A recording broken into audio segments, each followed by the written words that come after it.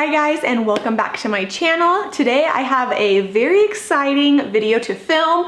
At least I know I'm excited. We all know that when eyeshadow palettes are released, there's usually at least a few shades in the palette where we feel like we won't get enough use out of them. Maybe sometimes the whole palette overall is a disappointment for us, or you just feel like they could have incorporated the theme better into the shades.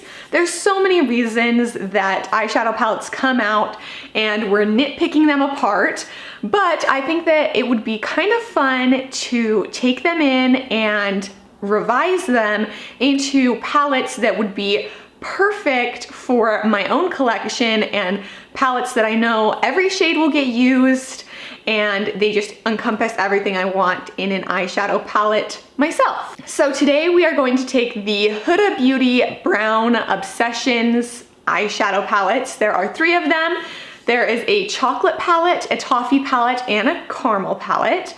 And I am going to be taking all of these and revising them into the perfect palettes for me in my collection, and palettes that I know I would end up reaching for a lot of the time. So I had a lot of fun doing this. I will be showing you guys right here the progress on my palette as I'm creating it with you, and I will also be referring back to the original palette as well so you can compare as we're going. If you guys don't know who I am, my name is Reagan. I would appreciate it if you joined my growing family here. I post new videos every Friday, and other than that, let's just get right into it. Very first, we're going to be starting out with the chocolate palette. When I first looked at this, I was a little bit underwhelmed, and I think mainly that is because there's not much dimension to the palette. It's very muddled together, I feel like, and there's too many shades that are similar. I just don't feel like this palette calls to me, and there's not a lot of things I could do using this palette. So I actually ended up keeping all 3 of the top row shades in my palette. I think the very first shade is almost the perfect color match for a milk chocolate color. And then the next 2 shades are shimmers. I'm usually a sucker for shimmers, so those are the shades that stay in my palettes more than mattes. But these 2 shades I feel like are both perfect shimmer shades for a milk chocolate and a dark chocolate shimmer. So I left both of those in there as well. The first shade that I changed in the palette was the first shade of the second row. I really wanted to get the pink shades out of the palette. I don't love how the colors were playing together, and I just did not want that incorporated into my palette. I don't think that I would grab those colors to use in a look together often enough, and so I just really wanted to keep it more neutral. Also, I really think this palette was missing a white chocolate factor, and so I really wanted to add that into the palette, and so that's what I did here. I changed this first shade into a creamy shimmer shade. I feel like this is a good transition shade, and it's just a very versatile shade overall. The next shade I also changed to a lighter shade. This is more of a marshmallow color.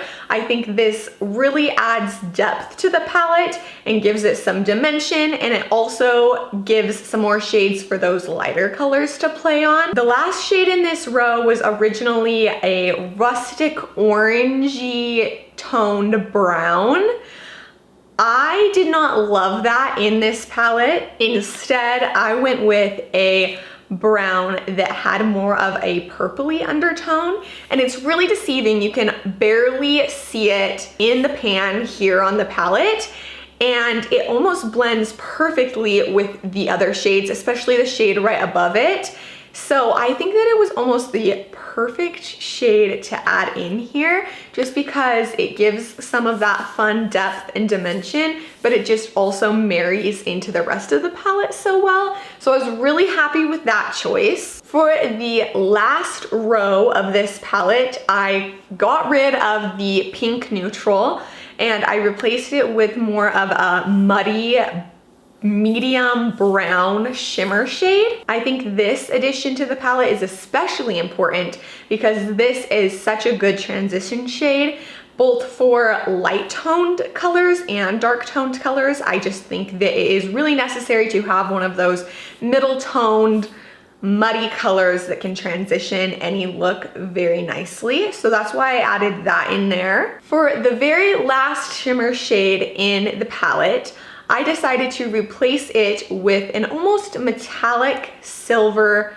glittery shade. I just feel like this shade can be incorporated into literally every look, not just with this palette, but in general, these shades are so versatile and they come in use a lot. People use them to highlight their brow bones, their inner corners. They can be a topper shade.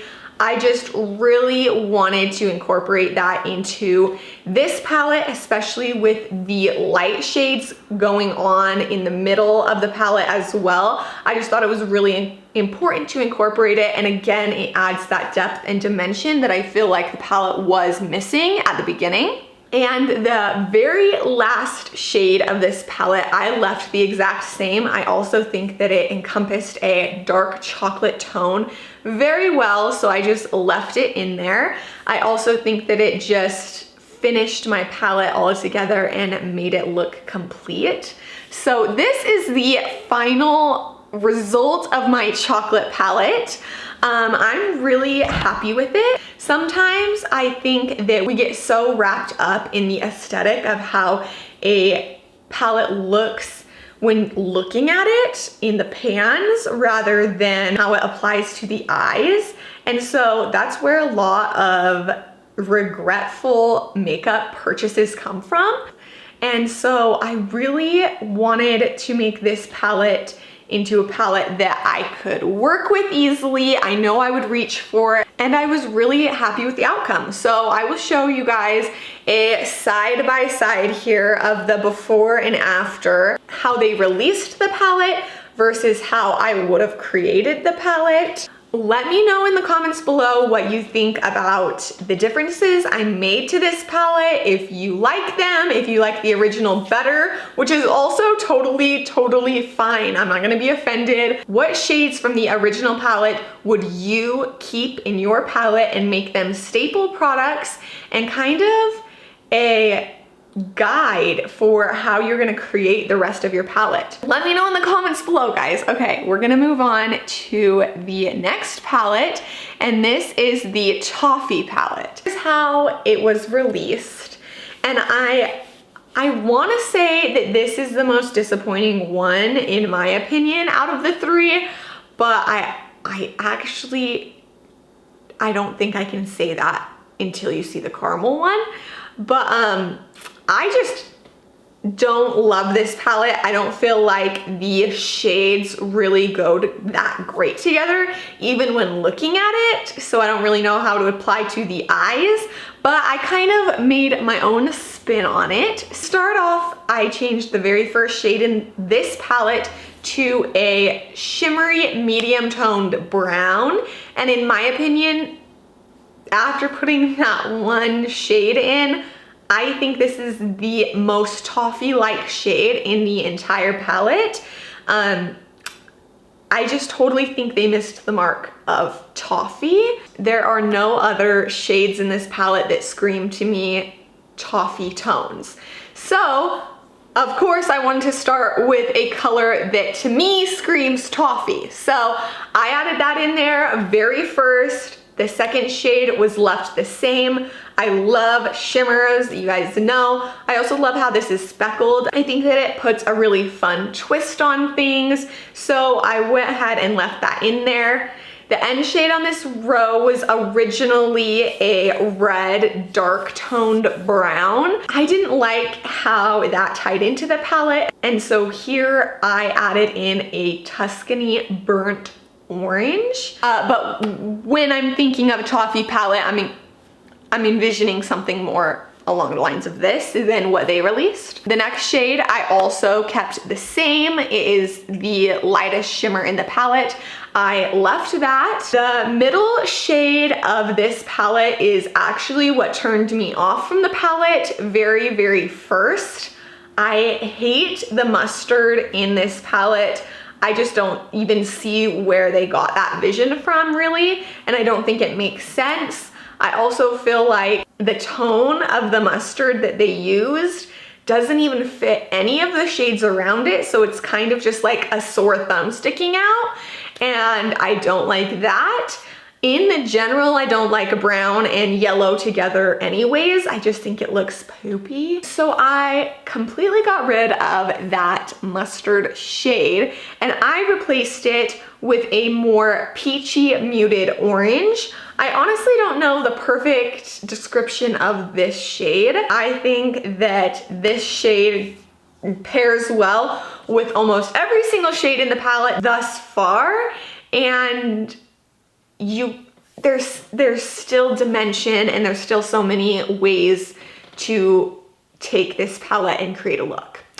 Anyways, the next two shades in the palette were left the same. I think that they fit really well into my palette specifically. They were some of the shades that stood out to me when I initially was looking at the palette, but then I also felt like they fit into my palette well enough to leave them there. So those were left. The bottom middle shade was originally a gold shimmer. I loved the idea of that, but I just didn't feel like the gold tones went with the rest of my palette anymore. So I decided to change it to a rust orange shimmer.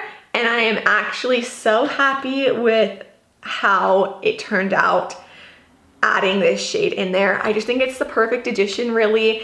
It makes it really fun, but it doesn't, you know, throw off the whole color story. So I was happy with that addition. And then the very last shade that I added into the palette was a more transitional neutral gray brown.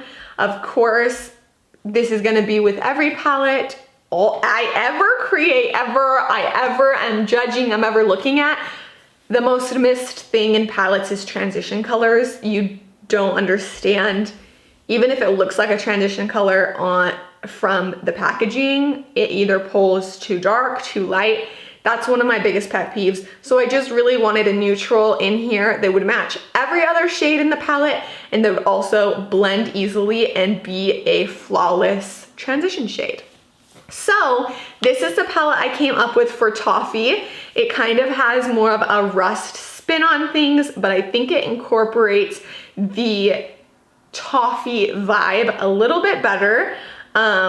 What do you think? When you think of Toffee, what shades are you thinking of? Are you thinking of a mustard yellow shade when you're thinking of Toffee? Because if you are, I'm sorry that I completely took that away from you.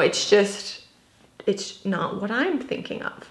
It's not what I would want to wear. So, like I said, this is a very personalized video. I'm just sharing my thoughts with you guys and playing around, trying to be creative. We will start on the last palette, and it is the caramel palette.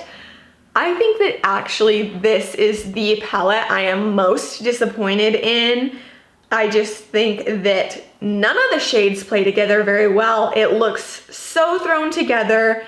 It looks like they just added in random bold colors that just don't even fit. They're trying too hard. I just don't understand. I'm confused, and you shouldn't feel confused about an eyeshadow palette. So let's fix this. I kept the first shade in the palette because it's gorgeous. I think it's so fun and I love it. So I pretty much kept this color as the cornerstone for my caramel palette to be built upon, because all of my inspiration pretty much came from and revolved around this shade. After this shade, I added in a light golden shimmer. I really didn't want this color to pull yellow gold or white gold. I wanted it to be very, very creamy, like a light golden sand. I wanted it to almost match perfectly to the first shade, that light shimmer that's mixed in with the orange terracotta color. And I think that they marry really well together. So I was happy with that. The last shade of this row that I added in is a very pale yellow. And I really wanted a very, very light shade in this palette because I knew that I wasn't gonna be getting very dark with the palette. I think that caramel is a very light and neutral color, and I didn't want to add very dark shades in. And so I wanted to add just a very, very light color. And I think that the pale yellow is perfect. It can be a color correcting shade for the lid, it can be a transitional color, it can be a blending color, it can be a highlight color. So I was very happy, and I think the yellow tone is perfect. Instead of like a cream or a whiter shade, I love how the yellow plays with the other tones of the palette. The first color in the next row is also from the original palette. I really love it.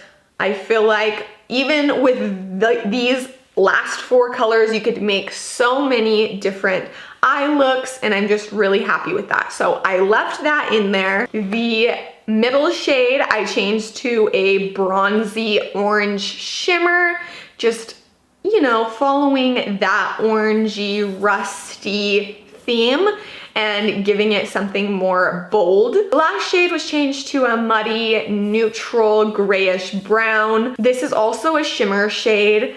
I'm a sucker for shimmers, people, you know that. But also I just feel like this is a good transition shade. It's a shade that can use to darken a little bit as well. The first shade of the last row I changed to a gold shimmer. I really did not want it to be gaudy yellow gold that looks cheap. I wanted it to be a true gold that was beautiful upon application. And as I can't really say that how these shades apply, I have no idea. They're just random shades that I found from other eyeshadow palettes on Sephora that I thought would go well in my palette. The middle shade of this last row is also a shade that I kept from the original palette. I think that it really speaks well with the pale orange up in the top corner.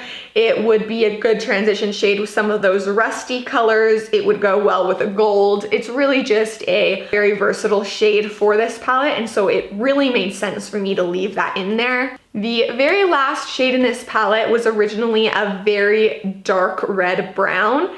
Although I wanted to leave this shade as the darkest shade in the palette, I did not want to throw something in that wouldn't blend well. So I chose to go with a matte medium brown shade, and I think that the undertones almost match perfectly for what the palette needed. So this is my completed caramel palette. I will put up the comparison pictures here. Don't take this too serious. This was just for fun. I really enjoyed it because it let my creativity flow. It pushed me to really think about what I wanted in an eyeshadow palette. I'm so used to eyeshadow palettes being made for me that a lot of the decision making is out of my hands. So this really pushed me outside of my comfort zone and into a more artistic mindset and made me think about what tones are gonna match the best. What shades are you going to be reaching for the most? What shades are going to make the palette complete? What shades are gonna be those versatile shades that are used with every look that the palette can create? You know, it really just broadened that mindset and made me think deeper as a creator, and I really, really enjoyed it. It was super fun too. I thought that this was gonna be kind of a hard video to film, but it was super easy to put together and super fun to just go through hundreds and hundreds and hundreds of eyeshadow shades and being able to hand pick the ones that you wanted specifically for the palette. Obviously, you and I are not gonna have the same opinions on all of the shades that I chose, and we're not gonna have the same opinions on all of the shades that were originally in the palette. So please don't take anything personally. If you liked something that I took out or you hate something that I put in, that is fine. No hard feelings. It was all for fun. And I seriously enjoyed filming this video so much. Definitely leave a like if you enjoyed it as well. Other than that, I will let you guys get out of here and I will see you in my next one. Bye, loves.